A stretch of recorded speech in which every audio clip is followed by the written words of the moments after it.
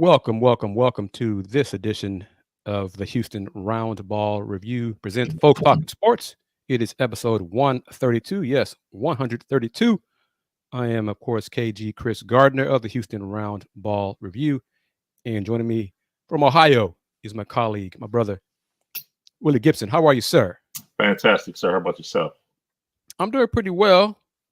Good to have good neighbors, as I told you off the air. Yep. I just made it back literally last few minutes from Fertitta Center, watching Forever Coogs, the Houston Cougar alums, come from behind to beat some of the Boise State Broncos, but the team name for them is Once a Bronco.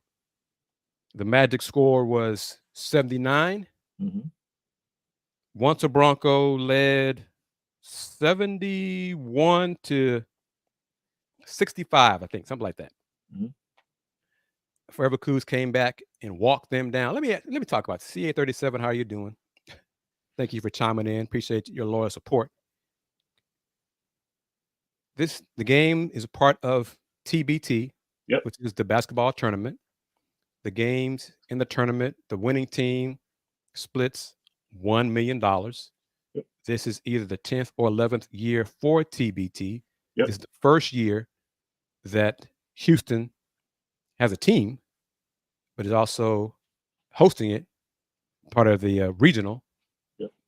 And it has majority of the roster is Houston Cougar alums.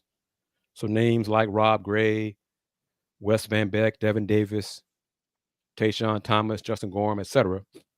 Two of those alums are not yet with the team, including Fabian White Jr., who was on the Rocket Summer League team.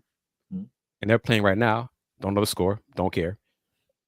And I think Fabian will be with Forever Cougs on Tuesday, since the team will continue to advance and make it to the regional. This is the round of 16 now. So what is that, regional semifinal? So yeah, Sweet 16, basically. Yeah. And then the other Cougar who's on the roster is Dejan Giroux. Dejan plays tomorrow in the Summer League title game. I don't even know. Was that Memphis? I know it's Memphis and Miami are in it. I don't know which team Dejan is on. I just know he's in the championship game. But so there's a chance he may play in Tuesday's game as well. So just keep that in mind. And his absence has been missed these first two games. The Cougs need another guard. They they got plenty of forwards and big people, but they need another guard, especially someone who can run the offense. But anyway, your thoughts on this, the Elam Ending. Basically, it's determined the first dead ball under 4 minutes in the fourth quarter. The team that's usually ahead, you add 8 points to their total, and that gives you the target score. So in this case, Once a Bronco was ahead. They had 71 points. Add 8 to it, so the target score is 79. And I think, like I said, the Forever Cougs team had 65. So they were down by at least 6.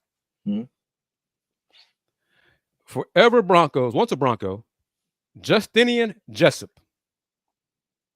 Young fella had it going on. Well, especially in the third quarter. He looked like Arike Ogunbowale. He was on fire. Right. Layups, threes, didn't matter. Cougs make some defensive adjustments. Once a Bronco led 76 to 73. Okay, I know that. So they needed 3 points, Will. 3 points. Pretty much all they did once they had 76 was shoot threes. And they clang with the trolley. Okay, that's all they did. So it might have been up by more than 3. So, but instead of going for 2, and you can win by scoring 4 points. You don't have to score exactly 79. You know what I'm saying? Right. They just kept launching threes, and they kept missing threes. So Forever Cougs started walking them down and took them. The game got sloppy. So that's what. Long story short, everybody. I'm sorry, I'm drawing it out. Elam Ending. It's good and bad, but your thoughts on it?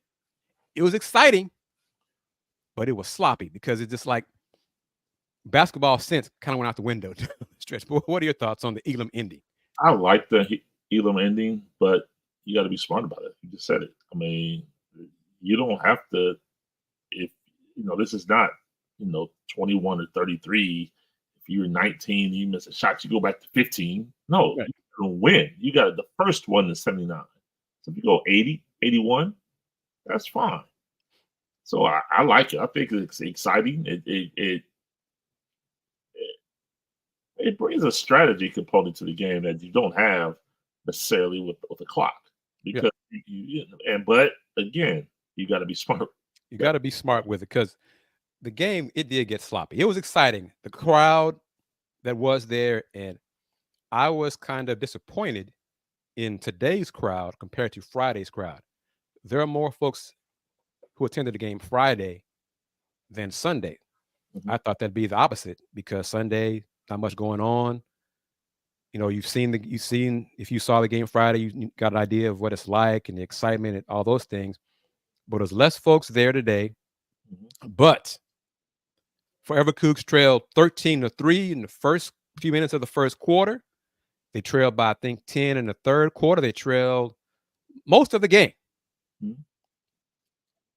But they started making comeback. Devin Davis, he scored, I think, a team high 20 points off the bench. The bench production, Forever Coogs, let's see, combined 33 points, 33 of their 79. Once Broncos bench, 4. Mm.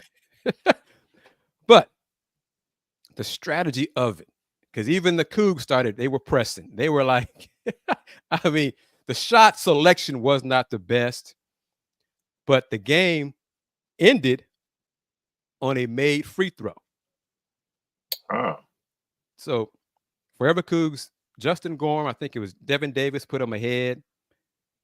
70, well, it was 77-76. Okay.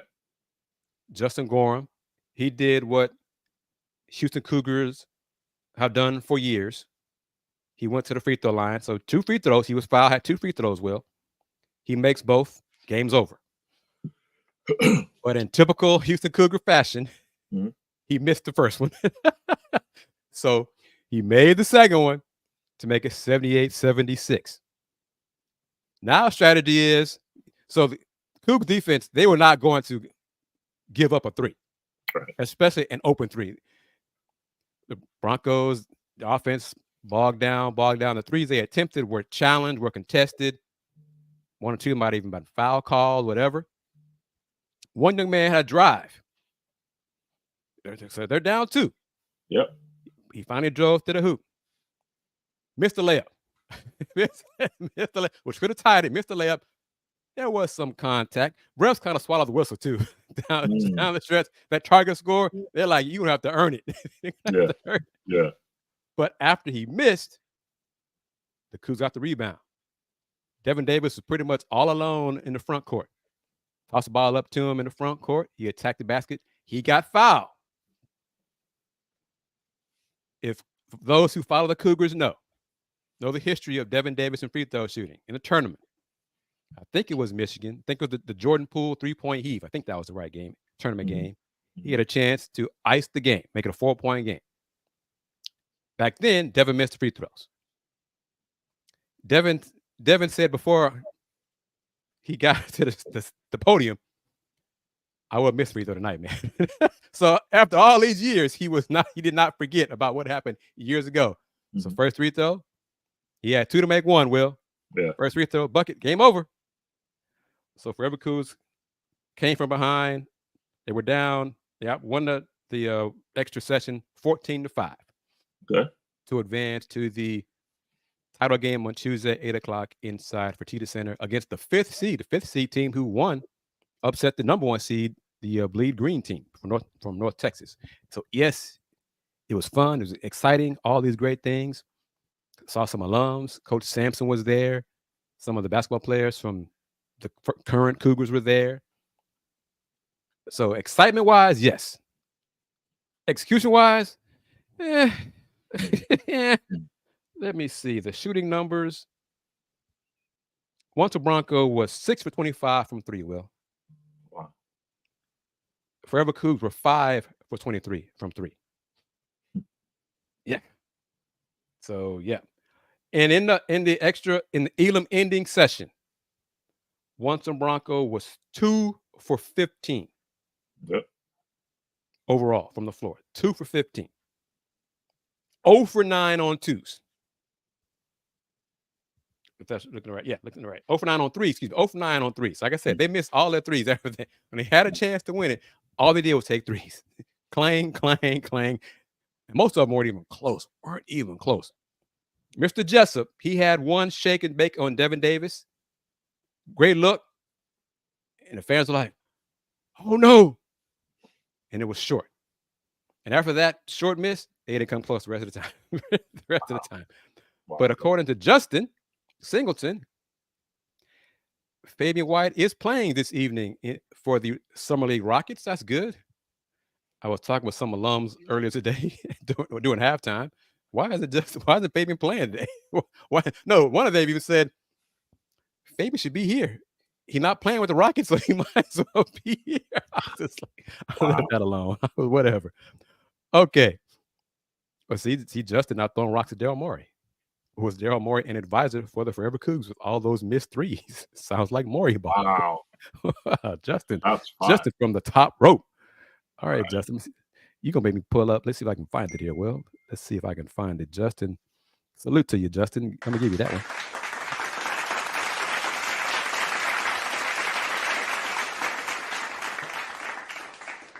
All right, well, going to talk about it. Not much has changed in a week regarding realignment, college football realignment. You kind of touched on this a while ago in previous episodes of Folks Talking Sports that one of the schools that the Big Ten might be interested in is North Carolina. Yeah. Has that changed? I mean, that's just me spitballing, but I'll tell you who they're not interested in. Go ahead. Florida State and Clemson. Well, you said that before. Yeah, that's why I started shaking my head. Yeah. That hasn't changed. Yeah, so I mean, if they were looking to expand again, potentially, possibly, and if those schools were looking for a new home, they would be of interest, but nothing's imminent. I mean, we'll find more out Tuesday with Big Ten Football Media Days for the first time ever, a 3-day event. What happens when the Big Ten expands to 18 teams? So it's 3 days this week: Tuesday, Wednesday, Thursday. Will you be there? No. I have to say Grind Day speaking on Tuesday, and I have a prior commitment, so I'm not able to be there, and I don't want to go if not the Ryan Day. I mean, I have access to get information outside of being in the building, so no. All right, you see it. Big Ten see it on the screen. So yeah. Yeah, I think fans will be for it. And again, prior to him leaving, Kevin Warren had the blueprint for a 20-team super conference, if you will. Correct. Yep. He got 4 to 6 teams he targeted. The other 2 ended up going to the ACC. So Tony Petitti, that's why Tuesday will be interesting, because Tony Petitti, he's not really been available. He became commissioner right at last year's media day, so he spoke, but he really wasn't ingratiated to the position and to the programs and to the conference yet. So it'll be interesting to hear what he has to say on Tuesday. But yeah, the fans, I think so. I think the fans would. I mean, plus 20 is a nice even number. So yeah.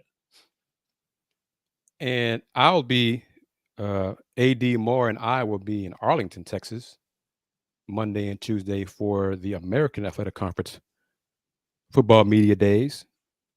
New AAC Commissioner Tim Pernetti will speak with the media Tuesday morning, and his mentality, mindset is kind of similar to Big 12 Commissioner Brett Yormark. He's open to anything. Any ideas that make sense for his conference and for the student assets. Oops, my fault. the student athletes benefit. So I'm kind of curious. It'll be my first time meeting the new commissioner. I had a working relationship with Mike Oresco over the years. So hope to establish a relationship with new commissioner, Tim Pernetti. And that'll be first up on Tuesday. And look forward, probably Tuesday, but you never know, Monday. You follow those who follow the Houston Roundball Review platform, social media, as well as AD Moore. Look for a photo, a picture of the two of us. You might notice something regarding the Houston Roundball Review Media Group. Just saying, let's look forward. Subscribe to the channel. Subscribe, follow us on the platforms. You might see a picture of us, and I'm going to go a little more of a hint. Modeling certain attire that let everyone know that the Houston Roundball Review Media Group has arrived. Just put it like that. All right. But so Big Ten starts on Tuesday. Yes. Right? Okay. So the AAC will end Tuesday, and hopefully I'll be able to come back in town to Houston to catch the Forever Coogs matchup against the team name is Challenge ALS. So clearly they are playing to raise money and awareness to fight Team Challenge ALS. ALS, that disease, amyotrophic lateral sclerosis, Lou Gehrig's disease. And they were impressed. The team they beat, like I said, they beat the 1 seed. That was a solid win. They walked them down too. They played Vincent. So yes, if you're in town and want to watch some basketball in person, head to Fertitta Center this Tuesday, 8 o'clock, and watch it. Watch the Forever Coogs in the Sweet 16 matchup, them against Team Challenge ALS. And you might see Dejon Giroux as well as Fabian White Jr. for Forever Coogs in that matchup. Mr. Gibson, CA37. Oh, here we go. I didn't know about this. We'll get to my question in a second. Did we hear about Alex Sarr getting upset at coaches? No. But if he did, and they sat him down, good. I mean, good. Yeah. That's the team he wanted to go to, Will. Right. I mean, I thought the whole thing was I ghosted Atlanta because I want to get to Washington. Yeah. So he wants to go to Washington. So hey. Yeah. He's a rookie. He's not Wemby. Nothing like that. So the sooner he learns he is not the team, the better. Right. And if he doesn't learn that, then the Wizards will adjust accordingly. I'm gonna do it. Go ahead. No, go ahead, because I was going down another train. Go ahead. Go ahead. Yeah, I mean, it's just, everyone wants to bring up Bronny and Bronny this and Bronny that. The young man taking number 23 overall by Milwaukee. Have you seen his numbers or lack thereof? So, not really. I know, but yeah, exactly. Yeah, that's like I just wanted to get that. Media and fans pick and choose that they want to hate on. Yeah. Yeah. All right. Mr. Gibson, I'm not sure I want to go with. Yeah, let's go here. Justin Thrillo, this is for y'all. Cade Cunningham. Evan Mobley. Yep. Franz Wagner. Yep. Scottie Barnes. Yep. What do they have in common, Mr. Gibson? 5 years, 224. Who did I not mention? Jalen Green. What is that? Does that mean anything? No, I don't think. Justin, does that mean anything to you? Rocket fans, Big Thrillo, does that mean anything to you? This is just the first, and a couple reasons. One, for me, this is the first opportunity you have to extend. And then two, they could have done it July 1, but Evan didn't announce until July 20th. Right. So semantics. I don't. I mean, it could come tomorrow. It could come Thursday. I don't know, but no. Because I say all this. I don't know. If I should say a lot. There are Rocket fans. I'll say it like that. That way, I don't get into majority, percentage, whatever. But there are Rocket fans. There we go. I was going to Thriller typed it up. Who don't believe either Alp or Jalen deserve the rookie deal, the extension deal. As Thriller says, he doesn't believe either one have proven they deserve it yet. Justin chimes in. Rockets want to play, wait and see what Jalen does. And then the question is, yes, good question. Who is the top priority? Personally, I think Alp should be the priority. I agree. I see. See, this is what happens when the audience and the family, the kinfolk it comes to the cookout so much we start eating and drinking alike. Because Thrillo, and Justin are regular contributors to the Let's Talk Houston Rockets live streams, and they know how I feel, and they get an idea of my thought process.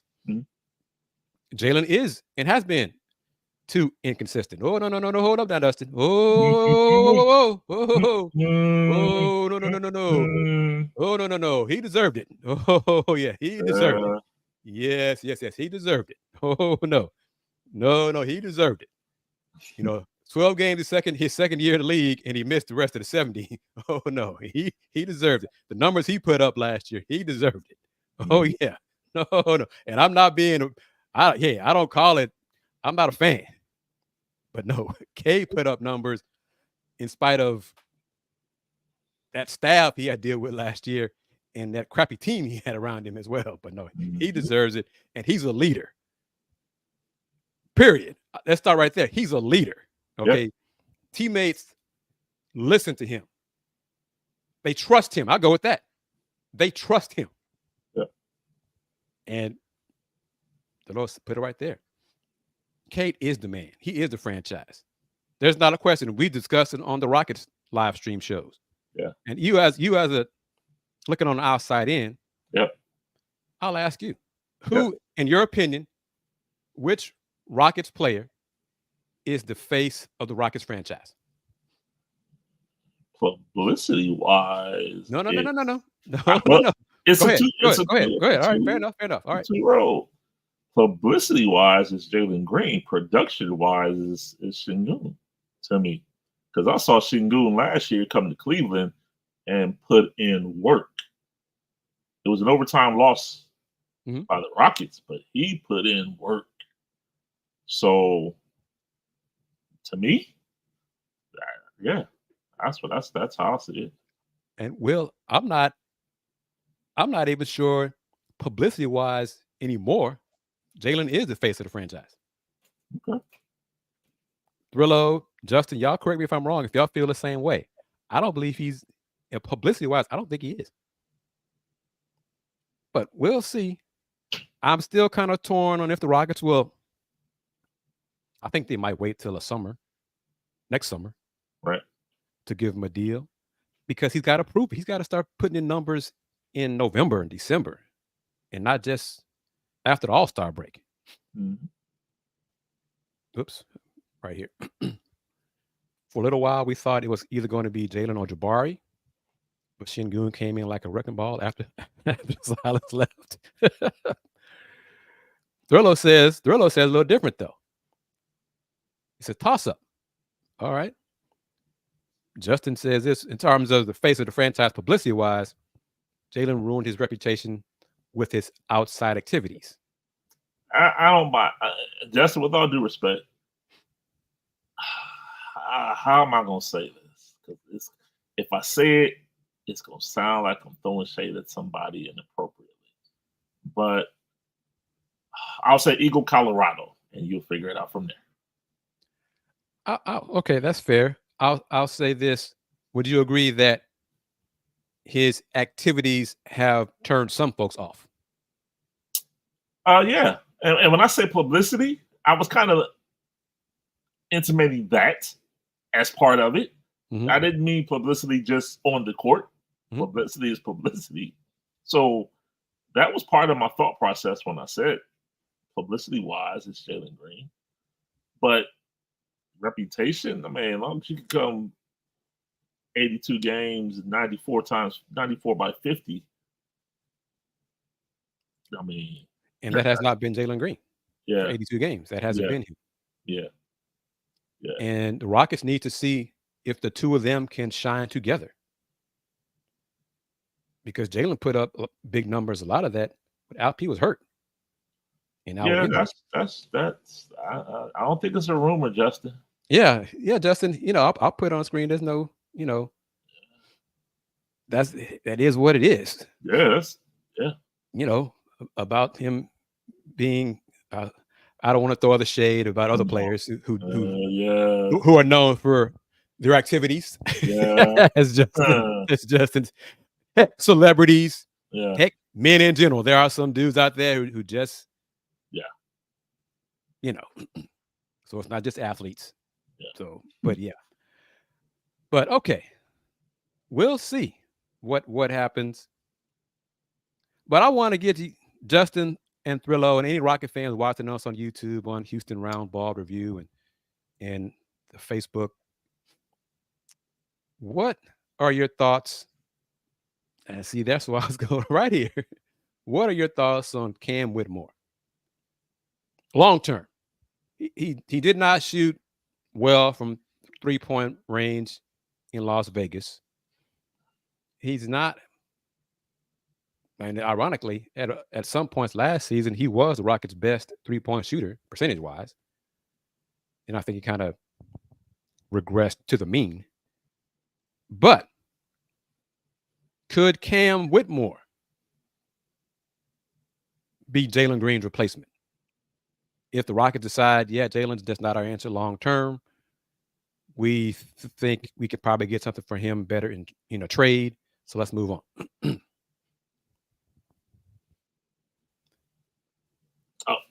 That's for you, for anybody. Yeah, I'm curious on your thoughts on it. Yeah, I'm not that. I mean, I rely on you for that insights. I mean, Cam Whitmore is a great player. I think he'll be a great player. I don't know if he's ready from the outside looking in. I don't think that he's ready to take that step. But and then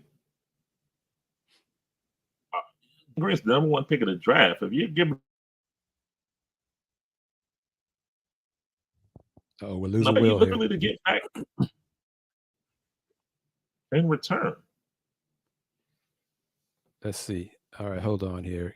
Thrillo says Cam has his flaws, but he doesn't take backseat to no one. He has a killer mentality. Justin says Cam better learn other skills, or he will. Wait a minute. Wait a minute. Justin he's just taking shots at both my team and your team, man. One tonight, bro. Oh, Justin, man. He's taking shade at the Central Division, man. Oh, man. All right. Well, for Thrillo and Justin, your thoughts on if they're right, mine wasn't even the conversation. Yeah. Taking the straight bullets. Yeah. What are y'all thoughts on Reed Sheppard? And I'll say this, and I miss because this is not a Let's Talk Houston Rockets show, but what we do on Folks Talking Sports, we talk sports. So the conversation may navigate to Rockets conversation. So like we're doing right now. In the Summer League Rockets game against the Summer League Pistons. And let me say this, and this is shade on the NBA Pistons of last season. The defense played by the Summer League Pistons against the Summer League Rockets was some of the best defense that the team wearing Detroit uniform looked like for 2 years. I was like, "Ooh, look at this defense. Where has this been? This is good to see." It's like, "Oh, wow, you got guys who can actually play the passing lanes and keep guys in front of them." What a novel idea. Right. I felt good about it. Of course, 85% of those guys won't be in the NBA for Detroit, but still. That's weird. Brent said he didn't get notifications about it. Some folks do, some folks don't. But Thurlow said Reed has potential. Skills are there. He has to work to do. Yes, if he figures it out, the league's in trouble. Reed is as good as advertised when it comes to shooting, 3-point shooting especially. But his one-on-one defense still needs work, as all rookies. Yeah.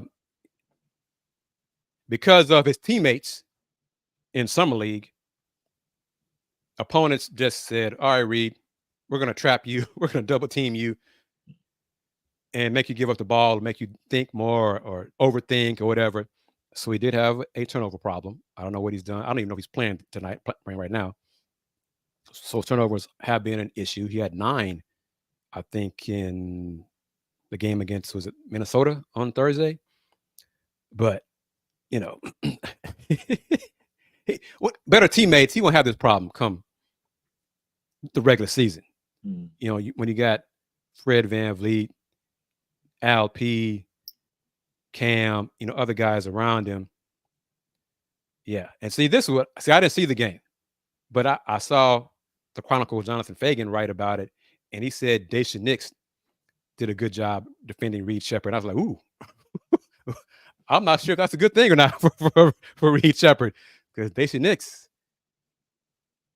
I mean, he's kind of an NBA player, you know, kind of. But I wish him well, wish him the best of luck there at Minnesota. And a similar Marcus Sasser with the Summer League Pistons. Marcus has been put in the starting point guard spot. They're making him learn the point guard position. So he's done that a lot with the Summer League team. I think they're done now. I think as of today, I think they're playing their 5th game today. But Marcus was averaging around about 4 turnovers a game, because Marcus he's definitely not a true point guard. He has had a tendency to over dribble. You know, he's had a tendency to make an unnecessary pass, as his college coach says it all the time. Stop trying to get the home run play. There's nothing wrong with a single. Just keep it simple. Marcus, you know, he tried for the home run stuff and fancy stuff too many times and turnovers. But if Detroit trusts him enough to let him play through those mistakes and be the backup point guard, or split time with Jaden Ivey at the 1, it might benefit both of them. So we'll see how it all works out. Jaden Ivey's defense, well, I'm being facetious, but I'm pretty serious as well. I'm not sure Jaden Ivey could stop me or you. His defense, as athletic as he is, his defense one-on-one is just awful. His habits, it's just, oh my gosh, it's awful. Yeah. All right. So we'll see. Anybody tell us what the score is of the Rockets Summer League game this evening? It should be, let's see, around halftime, maybe early second half, whatever. But again, you know, it's the last game for Summer League. I'm not concerned one way or the other. Oddest thing now, Summer League, don't get hurt. That's the whole thing, you know. Deron Holmes got injured. What was it? Tore his Achilles. Game 1, right? The first game for the Nuggets Summer League team, what did I think? First game? Something like that. It was early. Something like that. So yeah, tore his Achilles. Delo says Blazers up by 11. The Summer League Pistons are losing to the Jazz, and it's about to be over. Let's see what Marcus has done. See if he's played. He played 19 minutes. Marcus had, in his 19 minutes, Marcus had, again, 4 turnovers. He had 6 assists though. So that's good. So, but yeah, he's got to cut down on turnovers. And I think that'll all come with better teammates as well, you know, than a lot of these guys. But yeah, the Summer League Jazz beat the Summer League Pistons 97-87. The Summer League Blazers lead the Rockets 75. Excuse me. The Summer League Blazers lead the Summer League Rockets 75-62. And to show you how much this game means, or little this game means, Reed Sheppard has not played. So, yeah, the starting five for the Rockets tonight: N'Faly Dante, Orlando Robinson, AJ Griffin, Nate Williams, and Kyra Lewis Jr. Summer League. It's over now. Yeah. But, yeah. Okay. Well, did you watch any of the WNBA All-Star game? I did. Thoughts on it? I didn't. Thoughts on it? I mean, Arike let them know. Second half, Arike. Well, yeah, second half, Arike. Fair enough. Yeah, she let them know. But it was a good game. I mean, for all the people that say, "Oh, Team USA," I'm worried. Cheryl Reeve tried a lot. I mean, Jewel Lloyd played 13 minutes. Diana Taurasi, I think, played 11. That was their first. They just got together as a team, so they were just trying to make sure they got some work in, played some defense, and didn't get hurt because they flew to London right after the game. Yeah, Chelsea Gray didn't play a lot either. Yeah, Chelsea Gray didn't play. Right, so their major question mark is their guards, is their defense in their backcourt. Yep, that's it, because their front court with Brianna Stewart and A'ja Wilson, nobody. And there's not a international team that can be able to handle that. So that's not going to be an issue. But the defense in the backcourt, that'll be the question for them going forward. Caitlin Clark said it. She had 10 assists in the game, almost set the All-Star record. You can watch her post-game comments on the Houston Roundball Review YouTube channel. I posted that this morning, Sunday morning. She's like, yeah, they'll be fine. I'm not worried about them. They'll be fine. Calm down, folks. They'll be fine. I think she even said they're going to dominate, so don't even worry about it. But, come on. But this, I didn't watch this either. This surprised me a little bit. But go ahead. It did, but it did. Because people are like, KD has not played 1 second yet. Number one. Mm-hmm. Number two, they didn't take South Sudan seriously. They didn't. Right, they're 42-point favorite, something like that. Right, 43.5-point favorite. But they didn't take them seriously. They're about getting work. They've been together less than 2 weeks. Mm-hmm. And they've flown all over the world since they got together. And they went from Vegas to Abu Dhabi to London. They blew out Serbia. That's the one we should be looking at. Yeah. Now they also play South Sudan again a week from Wednesday in Olympic pool play. When it counts. When it counts. Right. And I'll say it now. They'll beat them by 60. A little hyperbolic, probably. But they'll be fine. They'll be fine. They're fine. And small ball, it's international ball is different. Yeah. It really is more small ball because of the zone defenses. And if you don't have mobile big men, it kind of negates those mobile big men. Yep. And, Steve Kerr has coached international ball before, so he has experience in it. He's tinkering with lineups, trying to figure out the best combinations and who fits best, and the defenses. It's the same thing there. I guarantee goal for the women. I won't guarantee goal for the men because the competition level is different. Yeah. There are more good/great men's teams than there are women's teams on that level. But defense, Team USA men need to shore up their defense. They need to shore up their defense. Oh, Justin, you can disagree, but the thing is, with the bigs, you can still zone them, and it's still different. And what is this? Exhibition games is still different than pool play. And it's still different than if you've already qualified and don't need to win and all that kind of stuff. And teams strategize. And, well, if you finish second, we don't have to play so-and-so in the knockout round. So all those things come into play too. But I will say this. Go ahead.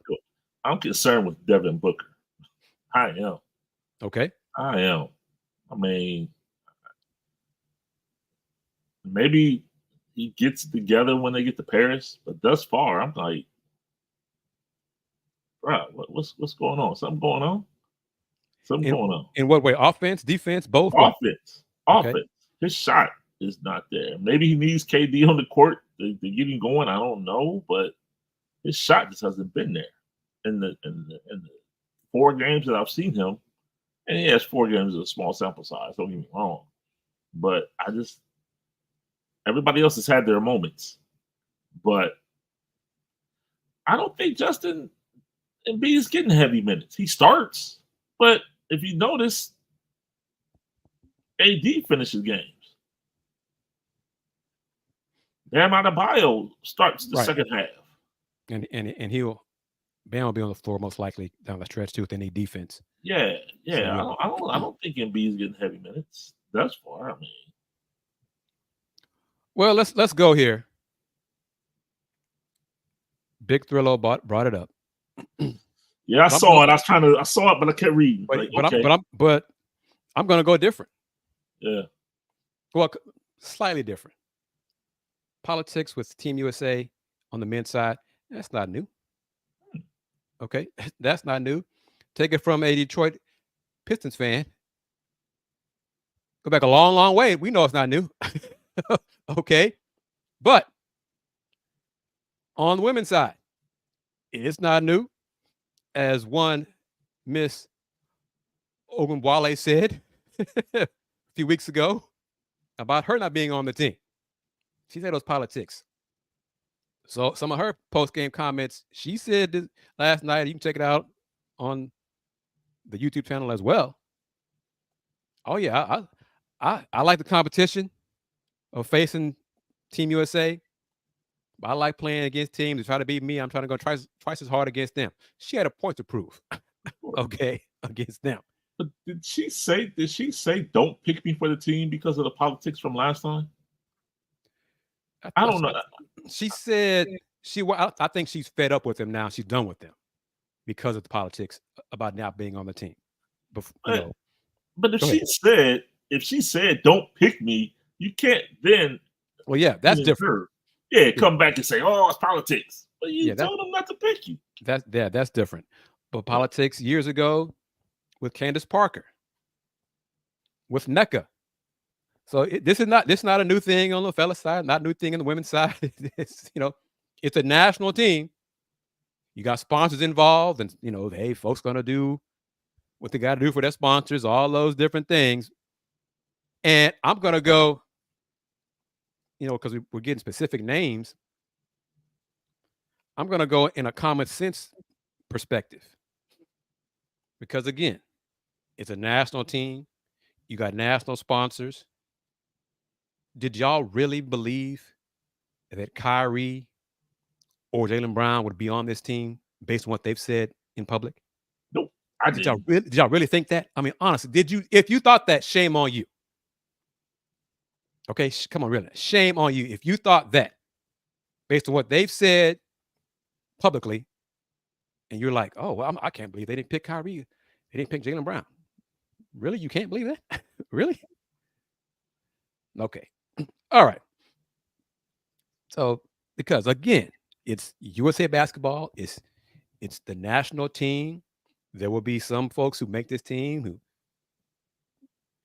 folks would argue shouldn't be on the team on the men's side and women's side. Because, and Will. Employee number 8. We're around the same age. Yeah. For years, the Olympics tried to, no. One of the Olympics things that they'd always try to say is they did not want politics involved in the Olympics. Exactly. What? Exactly. Okay, you can say that. Yeah. But in the real world, because, why would you have boycotts if politics weren't involved in the Olympics? Yep. Go back what is it now? 88 years. Adolf Hitler, Germany, wanted to do what? Wanted to show the world the superiority of the Aryan nation. Yeah. And then an icon, a legend, Jesse Owens said, oh, yeah, about that. Okay, so politics have always been involved in the Olympics. And this, let's go right here. No, they're not that petty. Yeah, I mean, it's not about starting. It's not about starting. No. I mean, to me, it's not about starting. Yeah, and Thurlow's correct right here. AD doesn't start. It's Nike USA Basketball. Correct. Yeah. It's about sponsors and the dollars. I mean, what was it? For the Dream Team, Reebok. At that time, MJ had a deal with Nike. Yep. And Reebok was the outfitter. So that's when you look at the photos from the Dream Team and you see Mike draped with the flag. It wasn't patriotic. It wasn't patriotic. It was cover up Reebok. Yeah. That's what that was. Yeah. Okay. So this is money and it's politics. So all those things, it's just how the world is. Whether you, like it, don't like it, that's just what it is. It is what it is. And of course, 68. Yep. Politics. Yep. Salute to Tommy Smith and John Carlos. Politics. I can go the opposite. Those same 68 Olympics, there were some folks in our community who weren't happy with one George Foreman because he was waving the flag. Remember that? Speaking of 1968, U.S. men's basketball, did Lou Alcindor play on that team? I don't believe he did. Because why? Oh. Uh-huh. Yeah. Okay. Yeah. But so we bounce around a lot here. Back to it. Oh, let me bounce back to it as you wrap it up, these closing moments of this edition of Folks Talking Sports. What is, in your opinion, Florida State going to do? It's a great question. I don't know. They first got to get out of this. They first got to resolve the litigation. Okay, agree. First things first. Yeah. So before we even discuss anything else, some folks in media and some Seminoles fans have suggested it would make sense for them to go independent in football. My response to that is, how? Financially, how? What network, linear ideally, is going to pony up? What are y'all making in Big Ten, Will? About 70, I think. 70 a year, 70 million a year. Yeah. And will it grow to what, 90 to 100 at some point down the line? Eventually. So in order to make Florida State happy, what network is going to treat them like they're Notre Dame? Because they're not. Okay, they're not that brand. And say, yes, we want you as an independent. We're going to pay you $75 million a year to broadcast your games. No one. I don't know anybody. No. If they go to Amazon route, okay. If they, Netflix, whatever, some major streaming platform, but eventually you don't have the eyeballs because they'll forget about you eventually. You get your money. But recruiting wise, because one of the things we said about the Pac-12 that coaches would hate. So I just wonder what, and then I keep going down the line. Big 12 fans, UH alums, would you, as a fan of the Big 12 or as a UH alum or a fan of whatever, any team in Big 12, be okay if Brett Yormark said to Florida State and Clemson, join us, and we're going to have unequal revenue sharing and give y'all a larger slice of the pie?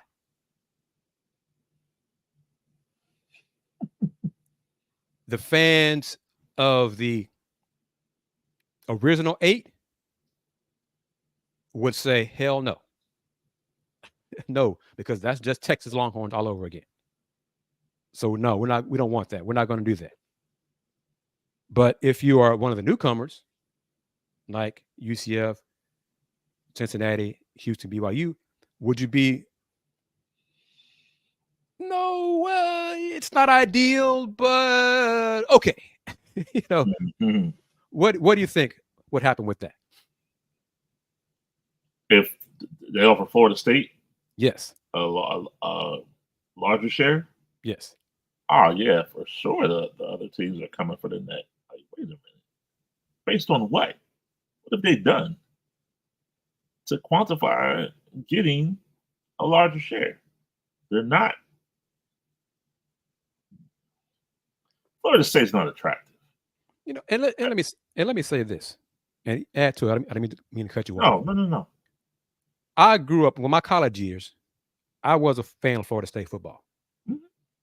Going back to Dion and back when Coach Bowden was guns blazing, the trick plays and all of that. Yep. I was a fan of it. Yep.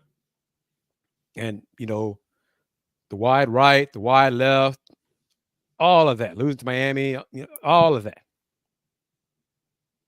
Since Tom Herman and the Coogs beat them in the bowl game, prior to last year, they sucked in football. They fell off a cliff until last year. Yep. So they weren't relevant nationally in football until last season. Now they're turning things around and getting back to where it used to be. Mm-hmm. But again, they're not Notre Dame. They're not Ohio State. Clear. They're not Michigan. Nope. In terms of national, they're not Alabama. Hell, they're not Texas. Mm. So to carry this, we're bigger than, but in terms of Big 12 football, they would be the largest name brand if they join the Big 12. But it's all relative. Mm-hmm. Because again, there's no marquee team in the Big 12 right now. Right. Well, some would say Colorado. There's no marquee team that also is winning. Okay. Now. Okay. Yeah. I mean, because, Utah has been a good program for a while. Mm-hmm. But, in terms of nationally, a national brand, you think of Utah, you don't think, well, hey, they're a contender for the national championship every year. You don't think like that. No. But see, I was a fan of Charlie Ward. I go back, way back, like I said, to the trick play, the fake punt against Clemson, I believe that was. Yeah. But I'll take it to the house. Punt to the house against Clemson. And this, CA says he prefers a pass on FSU in the Big 12, but is okay with the sacrifice for the greater good of relevance. Mm-hmm. See, I could see that perspective from the newcomers in the conference. Mm-hmm. And let me be more specific. Last year's newcomers.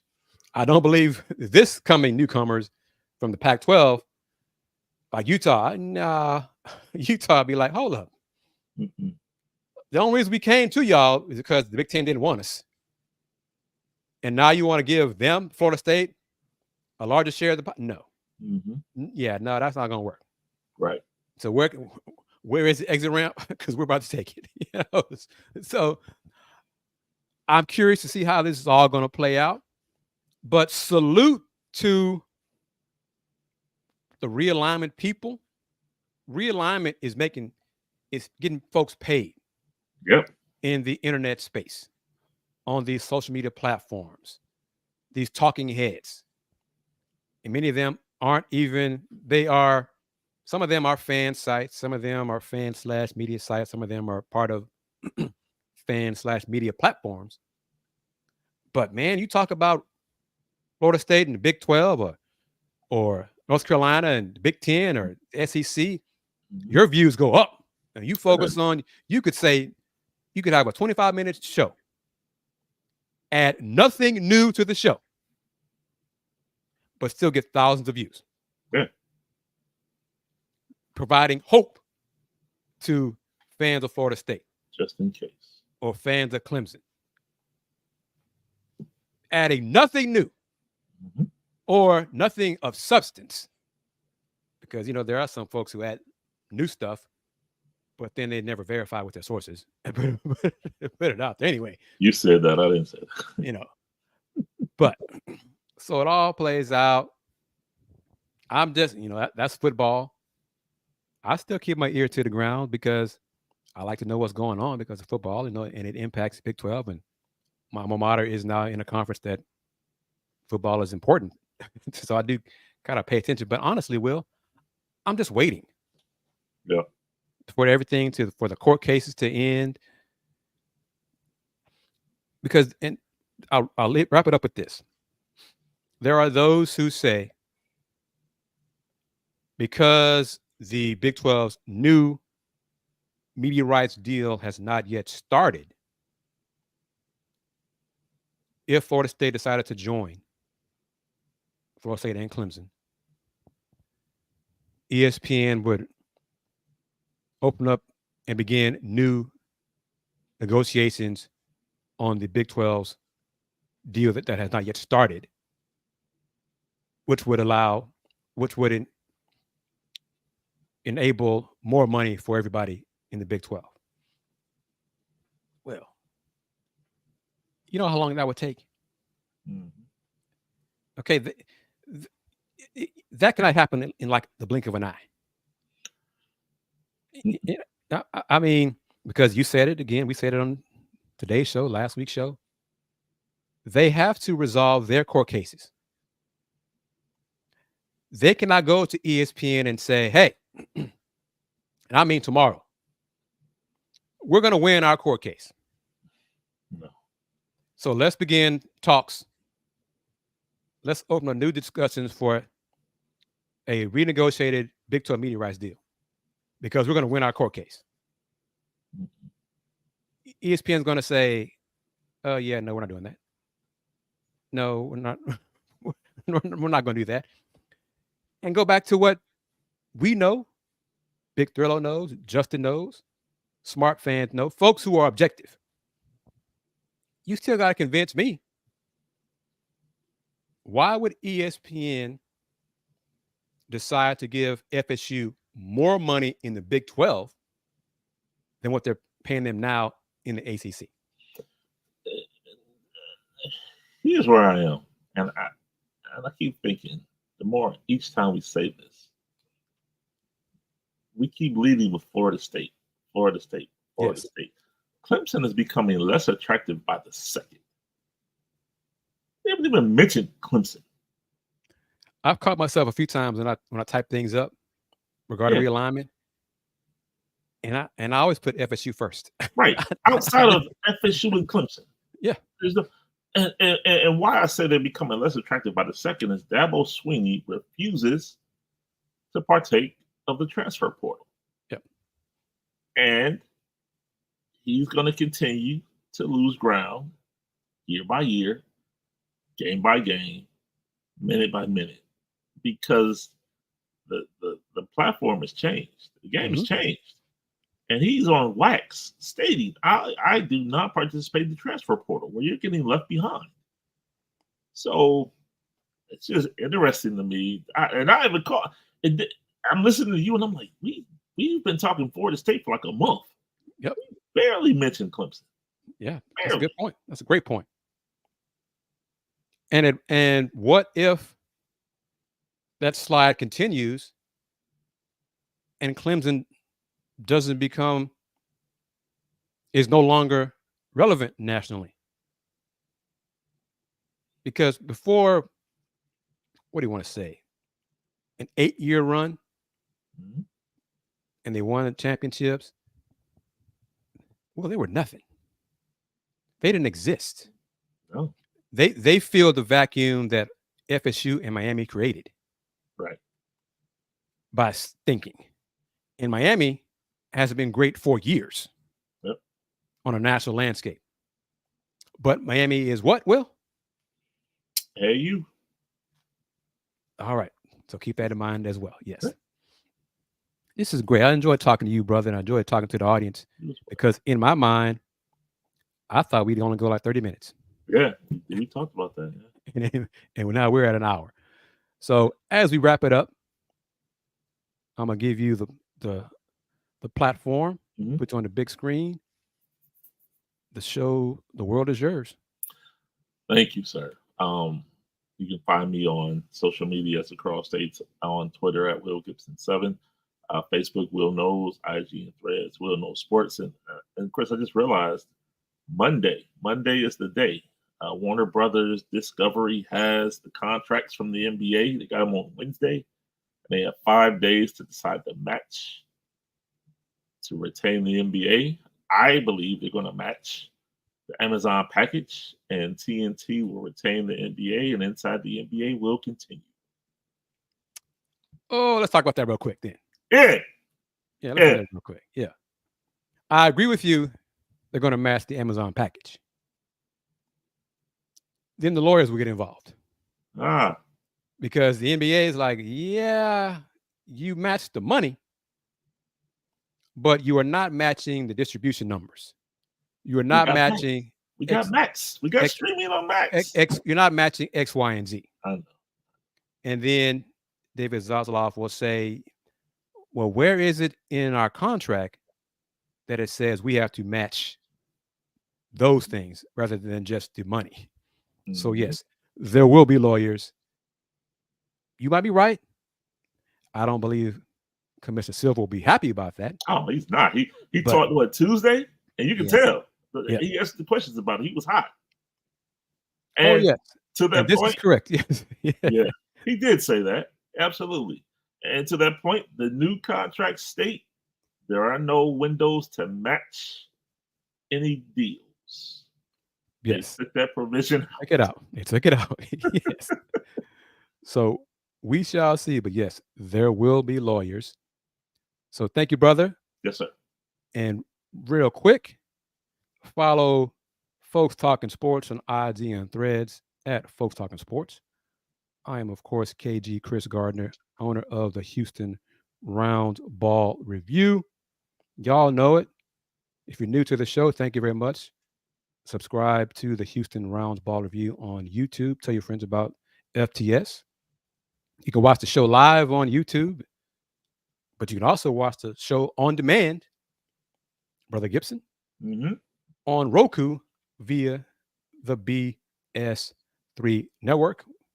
You can download that app and get BS3 because BS3 network is changing the way you watch TV. So yes, it'll be on demand in a few days. So get the Roku app. You can watch all the shows that I am associated with on BS3 network. And that includes the show that Brother Gibson is a guest on sometimes with AJ Jones, The Lunch Break, Monday through Friday, high noon Central, 1 o'clock Eastern. That is live streamed on the BS3 network.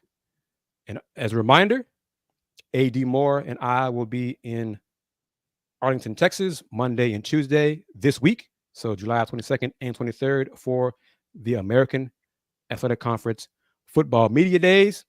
And again, follow our platforms. Follow me and AD on YouTube and Twitter and Instagram, because we're going to have a picture at some point with featuring the Houston Roundball Review Media Group. So look for that picture or two. Might do some modeling. I might just, things like that. Okay. Yeah. So as a reminder, in conclusion, as we wrap up episode 132 of Folks Talking Sports as part of the Houston Roundball Review platform.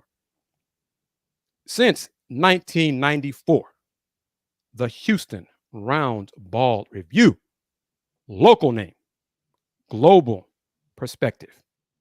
Everyone, take care. Peace.